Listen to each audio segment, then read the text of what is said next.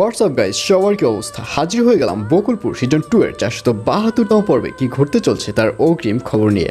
Alright, 472তম পর্বে আপনারা দেখতে পারবেন এবার গুড্ডি সাহেবকে দেখা যাবে সে খুব ভালো করেই বুঝতে পারবে বিটি আবারও দিবাকে হত্যা করার জন্য লোক পাঠিয়েছিল।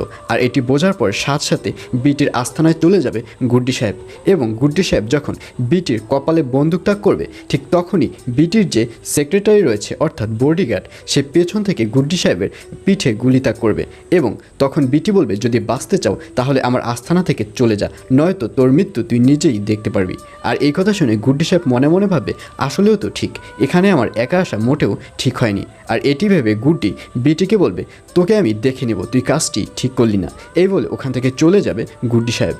আর অন্যদিকে এবার আব্বাস চেয়ারম্যানের ওয়াইফকে দেখা যাবে বাড়ির মধ্যে বসে কান্নাকাটি করতে, এবং আব্বাস চেয়ারম্যান যখন বাড়িতে ঢুকবে তখন তাকে কান্নাকাটি করতে দেখে জিজ্ঞাসা করবে কি হয়েছে।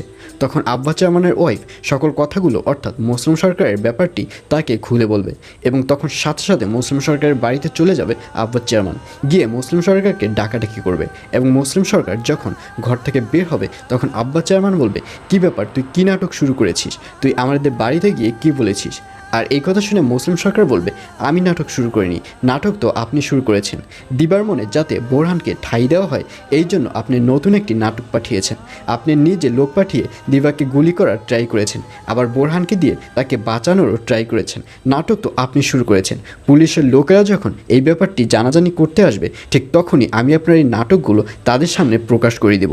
আর এই কথা শুনে আব্বাস চেয়ারম্যান এবার মুসলিম সরকারের প্রতি আরও বেশি রেগে যাবে। আব্বাস চেয়ারম্যান বলবে, তুই কথাবার্তা ঠিক করে বলিস, নয়তো তোর বিপদ সামনে ঘনিয়ে আসছে। এই বলে আব্বাস চেয়ারম্যান মুসলিম সরকারের বাড়ি থেকে চলে যাওয়ার দৃশ্য আপনারা দেখতে পারবেন আগামী পর্বে।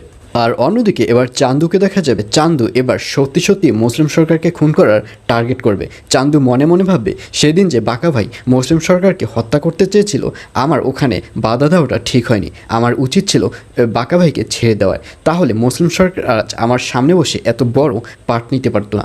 এইসবই আপনারা দেখতে পারবেন আগামী পর্বে। আর এছাড়াও থাকবে আরও আশ্চর্য সকল ঘটনা। সুতরাং সবাইকে বকুলপুর সিজন 2 এর আগামী পর্ব দেখার আমন্ত্রণ রইল।